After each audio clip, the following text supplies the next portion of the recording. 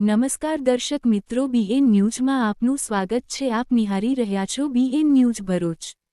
ભરૂચ જિલ્લાના દહેજમાં આવેલ જીઆઈડીસીમાં ભીષણ આગ.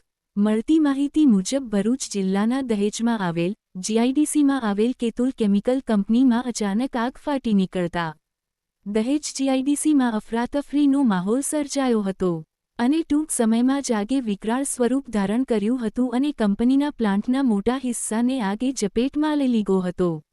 ઘટનાની જાણ થતાં દહેજના તેમજ આજુબાજુના ફાયર ફાઇટરોએ આગ પર કાબૂ મેળવવા પાણી તેમજ ફોમનો મારો કર્યો હતો.